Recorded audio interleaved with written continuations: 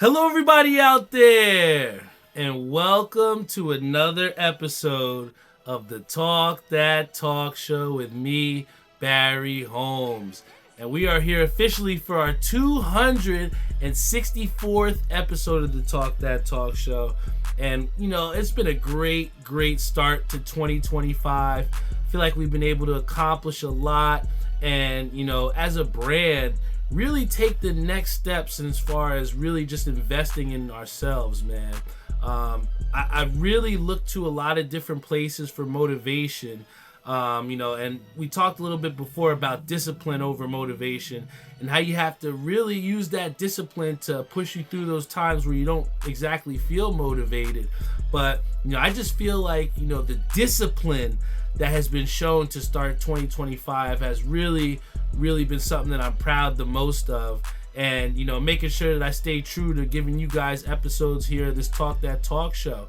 Big shout out to everyone that's tuned in live on our Facebook live stream. Also, big shout out to everyone that's tuned in on our YouTube live. But, before I start off episode 264, I want to give a big time happy birthday shout out to my dad. Happy birthday, Pops. I think the biggest thing that I learned from Dad, and the one thing that I've really taken from him, is the ability that you have, and it's a skill. You're not born with it, but it is a skill to know how to work hard. So many times you see people in there, they want things handed to them, but, I truly feel like, one of the biggest lessons that I learned from my dad was, that anything that you want in life, you got to put the work in.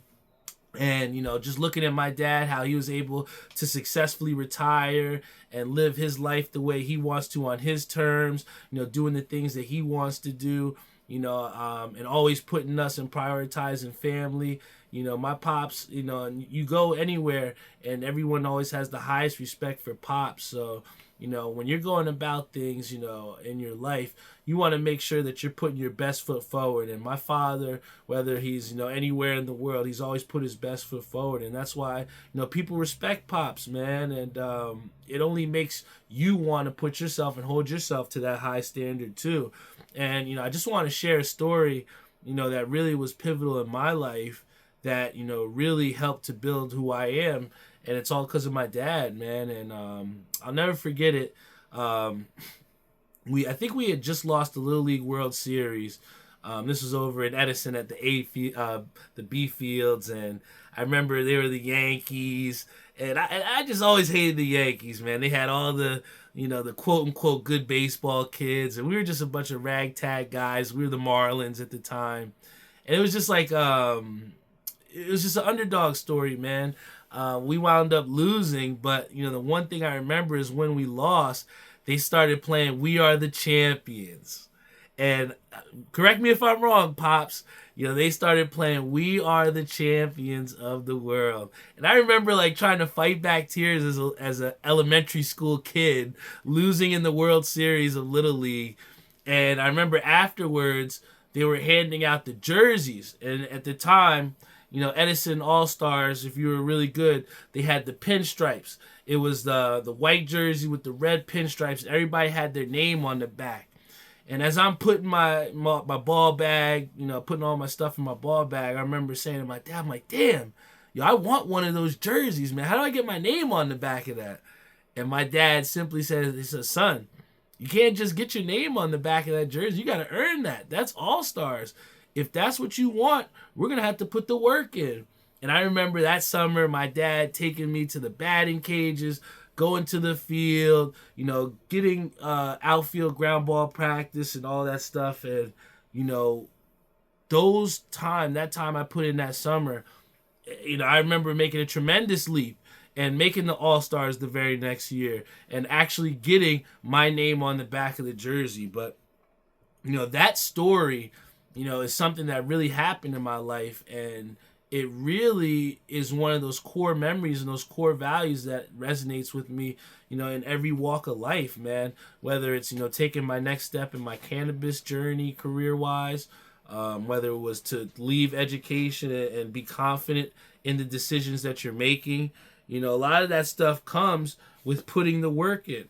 trusting yourself. And those are things that, my father has instilled with me. And, I really do look forward to the times that I get to compete with him, the times that we get to go out and go to nationals, watch Knicks games. We share the same interests. The fact that I'm a diehard Knicks fan, it comes from my father. Diehard Mets fan comes from my father. Chiefs fan comes from my father. So, all my greatest, sports memories, come from my pops, man. I remember when Allen Houston, hit that game-winning shot against Miami and, gave that punch. To this day, when I'm on the lanes and I feel like I got a really good shot, you'll see me punch that out, man. It just all comes from my pops, man. And I think that one of the biggest things is that, one of the greatest feelings, I'm sure there's many fathers out there, but one of the greatest feelings is when your father tells you that he's proud of you. And I feel like more often times than not, my father has said that he's proud of me. And each time, it doesn't feel any less good, or it doesn't feel any less better than it does the first time that he told me he was proud of me. So, I just try to live my life to the fullest. I try to hold myself to a high standard. And, hopefully when I get to be my pops' age, I can have half the respect both on and off the lanes that he has as a person, man. So, big time shout out to my pops. Happy birthday. Love you, man. And it's really dope that we're actually going to go into this next topic, which was the Unholy Bowling Tournament. Every year, everybody always asks, why are you and your dad not on the same UBA team? And the reason why is that so we can bowl Unholy together. Unholy is one of the biggest tournaments in bowling on the East Coast. It's one of those tournaments where you can have one person from each team, each franchise on your team. And really, it's become like an annual tradition where I bowl with my dad and Patty Handling. And now that, TK's been stepping up, we got to bowl, 2 years in a row now. So I really look forward to this tournament. It's a great litmus test. We bowl it in Bolorama in Delaware, which is pretty good lanes. You're able to get some favorable count out there. But I shot 3 sets this year, and most times I max out. I do all the sets that are possible, but this year I only did 3, and it kind of speaks to the overall theme that I took this year in taking a step back in leagues, because most years I'm doing 3 and 4 leagues, and this year I'm only doing 2. So in that same regard, I only did 3 sets at Unholy, and I saw that I had my most consistent score within those first 2 games. I shot 1100 score. Plus 1100 on both days, so that was a really good day for me, averaging 230 plus. And I just saw that I was able to put together a lot of good things, and really I truly enjoyed just hanging out with my dad and bowling with my father. And I think we take it for granted, in league where every single week you're in the same place going over and over again, but to go in a tournament like this with my father and have some favorable score where we both shot our ass off. It felt good to go out there and bowl well with my father. It was great to the point where he had threw a split and we were having so much fun, we didn't even care. He just we took the camera out and took a celly cam, and I think it just speaks to, again, when you have fun, the results come. And I really had a great time bowling with my dad, and we had some great score. The bad news was that one set that we had with me, him, and Patty, we missed the cash cut by 1 pin. And I remember being so upset about that because I'm like, fuck, man. One of those 10 pins I missed, I could have made. We could have been cash. And, my dad was beating himself about an open 10th frame that he had. But, most importantly, especially in a tournament like this where, you're entry is $75 an entry. You want to just make sure that you're getting the most out of each shot that you take. And, I feel like, me and my dad, even though we felt like we left something out there, we came as close as we've ever come in that tournament to cashing. So on a positive note, it just tells me that we're a lot closer than we think, than we thought we were. I think so many times you go in, and I had said this to TK a while back. But I think that a lot of times when you go to these tournaments, you see these big name bowlers like, oh my God, you got this guy here. Oh my God, you got this guy. I think the last time we had Unholy, it was the guy Anthony Simonson who was on tour was there. And I truly feel like, in the confidence that I've had these past couple weeks and the good sets that I've had, I'm not starstruck, man. Anybody that I'm lined up against, I feel like I can beat you. And I think that, there's been a lot of head-to-head matches leading up to that feeling. But I truly feel at a great place with my game. And I think that, Unholy was a great representation in that, where we put up some great score. Now, I think moving forward, I probably will only do 2 sets, maybe 1 set per day, because I saw in that third set, the second set of the day for me, I just didn't have enough gas in the tank, whether it was mentally, physically. I feel like, my dad said I'm getting older, but for me, I feel like maybe I'm still a little bit more hurt than I think I am from the accident, because I tell you what, that Monday after, I was sore in my neck and my back. Everything was stiff. And you really underestimate how much you put into throwing a bowling ball and how much torque it takes. So, I think that even though we missed the cut by 1 pin, it really was encouraging for me and my father, and for Tori and TK, who actually cashed in a spot, right? So they cashed in this tournament. So big shout out to them. But I think that for all of us, it was a great confidence boost going into nationals, where, again, most times we're doing nationals in July, August, and now we're actually doing nationals in March so that we can enjoy Mardi Gras. So on a short turnaround, we definitely want to make sure that we're at, bowling to the best of our abilities, and we're definitely doing that. And, I think chemistry is a big part of why, we've been able to have some success like that. And big shout out to Calvin Wallace, because, one of the things that we've struggled with in having subs is, that lack of chemistry, or there's that drop off when someone subs in. And I think last week, having Calvin Wallace, was a big time help to, big shout out to you. But, his cool demeanor, just really just coming in there and pumping us up, and, not doing too much, but still being present enough. That's the type of teammate that you're looking for, man. So I think that a lot of times when it comes to score, whether you're talking about bowling, basketball, baseball, whatever, you really got to take into account that chemistry, man. And I really enjoy bowling with my family. And I think that, again, it's really led to the scores that we have. But, again, big time shout out to everyone that did support. I want to show you guys on the air here. But we officially dropped, all right, the powder blue Talk That Talk Show hoodie. All right, guys. I've definitely gotten a couple wears out of this one. A lot of people been saying nothing but good things. But this hoodie right here, all right, this baby blue, all right, that powder blue.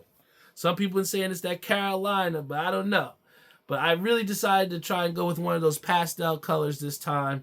I like to tend to go with the dark colors, but we're selling these hoodies for $40. If you want, come see me in the alley. I got many sizes still. But I want to thank everyone that has supported in my vision and supported with getting a hoodie, because it had been a long time since my last drop, the burgundy hoodie. And really, what I wanted to say is that when you have something in your own brand, it's very, very important that you invest in yourself. And I think that a lot of times that, it can get caught up with life where, bills happen, a lot of unexpected things happen, but you can never get something to take the next step if you're not willing to put forth effort and energy into that, right? And I think that for my podcast, it's been doing great, but I felt like I needed a little bit of upgrade. I remember pulling out the equipment yesterday, a couple days ago, and I saw my headset was all beat to shit. The microphone was all scratchy, and I was like, you know what? It's time to, boost this up. We've been pumping episodes since 2018. It's about time to step things up a little bit. So, I decided, you put in parlays all the time. Why not just invest in yourself, right? So I took a little money out, invested in a new headset, invested in a new microphone, upgraded the camera on my phone, upgraded to a new phone so that you guys can get HD, highest quality for the YouTube or whatever streaming platform you're watching it on. But, the main thing is, outside of just this hoodie, I want y'all to know that I'm 100% invested in making this podcast the best that it can be. And I think that for anyone else thinking about themselves, if you have something that you're looking forward to or you're looking forward to accomplishing that goal, you have to be willing to invest whatever time, energy, money that it takes to get to that end goal. I've been so proud of Ashley because for a long time she felt like that dissertation that she was having to do was so insurmountable. But now, in getting some different things aligned, getting able to have her and get those guidance, she's seen that she was able to put forth some more progress to getting her dissertation. And I think that, for a lot of us in terms of that self-investment, it sometimes there's those obstacles to think for us to say that, hey, we can't accomplish that, or it's not possible for us to do that. But it's not out of the realm of possibility. We just have to put forth that little bit of extra effort. And, for Ashley to, get these emails, and she's constantly showing me the updates of, hey, this is what this advisor told me, or, hey, I'm this far along process in the step. I think for me, in that same regard, it was, hey, I synced up this new equipment. It works. I'm ready to make the next step towards making a new episode. And then getting that new equipment, I was talking to my boy Zay, and we're about to launch the next podcast, Smoke That Smoke. And I think that, again, when you invest in yourself, those creative juices start flowing, and you start to see that you're knocking down these things, and the goal or the end result seems a lot more attainable. So again, I think that, with investing in myself, whereas even though it might seem like just a little new microphone or some headset, for me, it's almost like refreshing that mentality of, hey, it's time to get to business. Now we got the best equipment, or we got the best possibility to make it a great thing, right? So, don't be afraid to invest in yourself. For me, today, it was podcast equipment. For my girlfriend, it was, to put forth a little bit of more time, sacrifice some things so that you can accomplish. There's been so many times that she's been at the alley, taking her laptop out, trying to put forth, some things to create different questions so that she can get that dissertation approval. So again, things have to change for you to get different results. And for me, this week, the biggest thing that I want you all to get from this episode is that self-investment is very important. And you have to be able to be willing to invest that time, energy, and whatever money possible it is to get that end result that you're looking for. And then, want to talk about self-investment. Big time shout out to the New York Metropolitans for investing in my boy Pete Alonso. Now, I know a lot of us were worried about Pete Alonso re-signing. I was extremely worried. Pete, don't ever let me sweat like that again, man. But I'm happy that Pete Alonso has re-signed with the Mets. It's a safe deal on both parties. Pete Alonso doesn't feel like you have to be handcuffed to a certain contract. The Mets feel like they're getting enough out of him and still being able to pay him a good amount for those 2-year deals. I mean, who's going to be complaining about getting $20+ million for 2 years, each year? Especially in baseball where, if you're not hitting, they can send your ass to the netherworld in, the AA, AAA ball, and your career is done. So, I know Pete Alonso was looking for that bigger paycheck. And I mean, he did hit us into, the league championship series. He hit us into, the divisional series out that wild card. Pete Alonso is a Met. When you talk about the embodiment of a Met, That's Pete Alonso. But I'd be lying to you if I didn't see towards the end of that season the frustration of Pete Alonso. Not really going after foul fly balls. Not running out ground balls. I think that hopefully with Pete Alonso getting paid and getting this money and now re-signing before spring training, hopefully that gets that investment back for Pete Alonso and he starts investing in himself to give the Mets all he has. Because I tell you what, with a dangerous Pete Alonso and a dangerous Juan Soto and a dangerous Francisco Lindor and a Mark Vientos who's continuing to get confidence and Brandon Nimmo who constantly gets on base, who are you going to pitch to?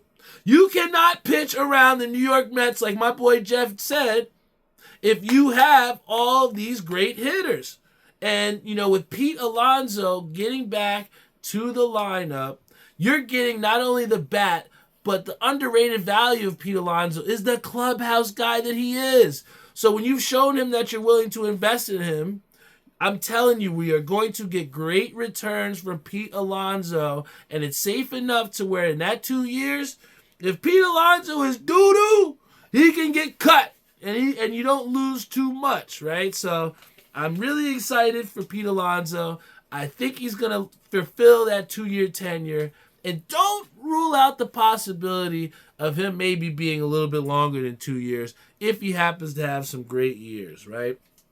And then we definitely got to talk about the biggest trade, arguably, in NBA history. And you have to be living under a rock to not have heard about the big-time trade that happened between the Los Angeles Lakers and the Dallas Mavericks.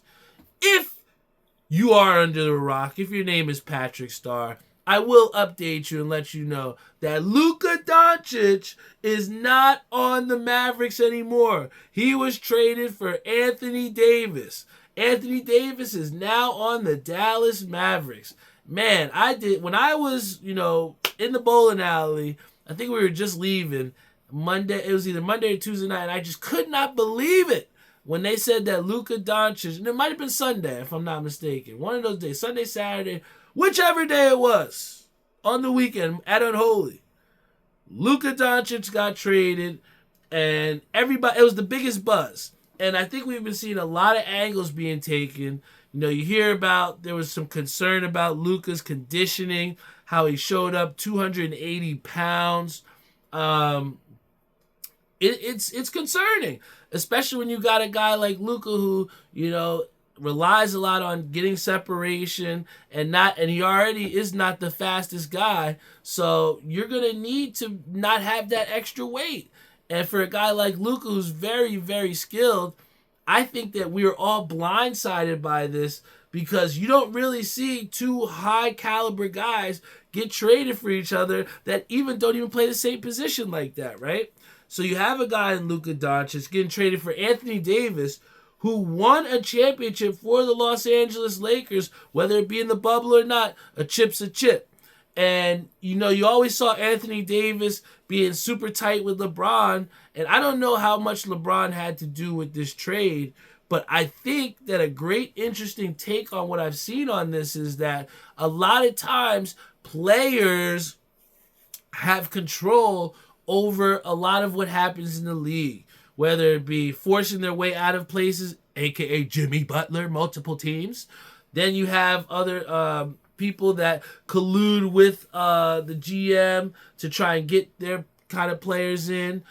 We've seen LeBron do that countless times. You've seen Jalen Brunson do it in terms of getting all the Villanova guys to New York. So you see that the players have a lot of control over these trades and things of that nature. But I think it's very interesting, and I think it might have been Dwayne Wade that said this, but he pretty much mentioned that he thinks that this was one of those higher up moves. This came from the billionaires. It came from the executives saying, hey, Luka Doncic is not going to change here in Dallas. We got to get him out of here, right? And I think that, it takes balls to trade arguably one of the biggest European players in the world. But if you think about it, if we're saying that this is a billionaire move and this is a move for, notoriety, what better move than getting the biggest European player and sending him to the largest market outside of New York? Luka Doncic to the Los Angeles Lakers is incredible. Look at the other side of things. When you had Shohei Ohtani and he went to the Los Angeles Dodgers, it absolutely elevated and bolstered, jersey sales, ticket sales in LA. I had my boy Jeff Chin, shout out to him. He literally came in. He had the Shohei Ohtani jersey. I was like day or two after the trades. So I feel like when you have these big time notoriety players and you send them to the big markets, it almost seems like this was done more so for the money than it actually was for the players / talent. Because don't get me wrong, Luka definitely makes the Los Angeles Lakers a lot better. But I think that in the long term, Luka Doncic being number one in ticket sales right now, arguably, right? And the effect that Luka has coming into LA, where LeBron is on the latter stages of his career, and there's going to be an easy transitioning out the king of the league to the new king of the league, right? And you're already talking about this guy, Luka Doncic, who's coming in like a big sack of milk. And then you got LeBron James on the other end, who looks like a superhuman, who spends $1 million on treatment on his body. Does it make sense? Maybe they did say, hey, LeBron, we need you to get Luka to understand he could be the greatest. Tell him to stop eating cheeseburgers every single day. I don't know. Don't quote me on that. But what I'm saying is, LeBron James, it is undoubtedly that he is going to help Luka Doncic to understand how to serve his body and to keep track of his body and to keep it ready to kill, right? To go out there and be at the highest performance. But it's also on Luka to accept that.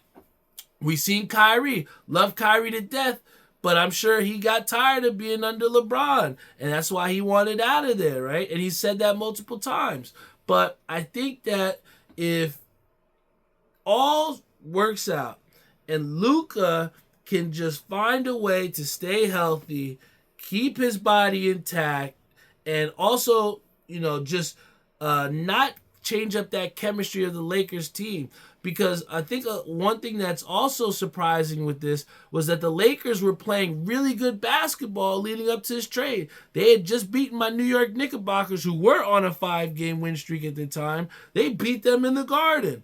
And that was pre-trade, right? And again, I don't even think Anthony Davis had played. Did he play that? I don't think he even played that game. So I tell you what.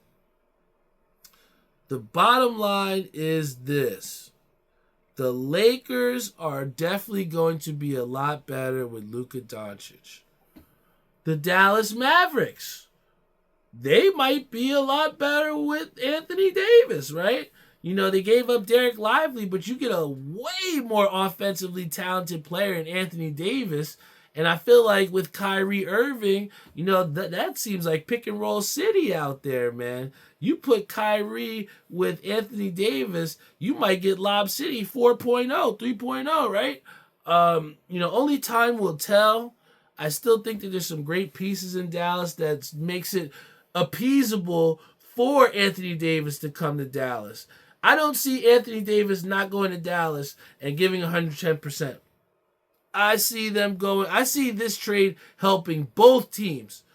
The Dallas Mavericks don't have to invest in something that they feel like is not a sure thing. And I know Anthony Davis has his, injury concerns too. But of late, Anthony Davis has played more games. And he has been more durable. So I don't think that in latter memory we can use the excuse of the injuries here. And just so as long as Anthony Davis continues to stay healthy, this can be fruitful for both sides. But if Anthony Davis gets a little injured, if Luka Doncic starts arguing with LeBron a little bit, we can see that this trade could go down a little bit tougher. But I think that it's hard to pass judgment on something without seeing it into fruition. So I'm very excited to see what Dallas is going to look like with AD. Like Theo said, AD has been balling, and he's been staying out of street clothes, most importantly, which I think gave Dallas a little bit. I mean, if we were talking about Anthony Davis a couple years ago, maybe they don't trade for Luka Doncic, right? But I think the fact of Anthony Davis showing that he can be a little more durable, the fact that he's played more games, I think made Dallas a little more inclined to say, you know what, fuck it, take Luka. Take him. Guy's not going to stop eating. He's not going to stay in shape. Give me Anthony Davis. And then on the other end, you know, the Lakers get a project in the fact that they get Luka, someone who has immense upside. And if anybody that can show Luka the power of what it takes to be a true superstar, it's LeBron, man. I think LeBron can definitely show Luka the way there. So, remains to be seen. I know the Lakers were playing well. I know Dallas is going to be a big change for Anthony Davis, but this is the NBA, and anybody can get traded. All right? Anybody. Even Anthony Davis and even Luka Doncic. But thank you guys so much for tuning into this podcast. You know, we appreciate you, for tuning in each and every episode here with us. You know, whether you're tuned in on our Facebook live stream, whether you watch here on YouTube, Spotify, Google Podcasts, Apple Podcasts, iHeartRadio, Stitcher, all streaming platforms. We thank you guys so much. Would have not made it over 30,000 downloads without you. We got big things coming in store. We got the next podcast, Smoke That Smoke, coming out. It's going to be on YouTube. It's going to be me and my boy Isaiah, and we're going to be pretty much breaking down the cannabis industry and some of the new strains and some of the new drops that's going to be happening in cannabis. And really, it just became down to an idea that we came into fruition. And again, within investing in ourselves, seeing that we had an interest and we had people that were looking for us and wanted our opinion on a lot of things. I felt like, being asked more times than not, hey, try this. Hey, try this. Hey, try this. Is this good? Is this good? I felt like, people listen and really care about what we say in the cannabis game. So, we just wanted to help people out so that they're not wasting money on booth in 2025. So Smoke That Smoke is going to be a great podcast. Stay tuned. We're going to be airing those episodes on YouTube. You can definitely check them out on the website at the end of the month. But there's going to be big things in store. Big time shout out to my dad. Happy birthday as well. This is the Talk That Talk Show, man. Episode 264 is in the books. If anything that you've learned from this podcast, and the main thing that I had highlighted when I put through my notes was just invest in yourself, man. Do not be afraid to invest in yourself, because, if you don't, who will? How can you tell someone to invest in you if you're unwilling to give yourself 110%? If you're unwilling to sacrifice the time to make your dream into fruition? How can you ask someone to invest in yourself if you're not willing to invest in yourself, right? So, hey, if all I got to say, and if there's anything that you learn from here, take the time, take the money, take the energy, invest in yourself, because there's no telling what you can do if you believe in yourself. I love you all. Thank you guys so much. Episode 264 is in the books. Stay tuned. Next episode coming soon.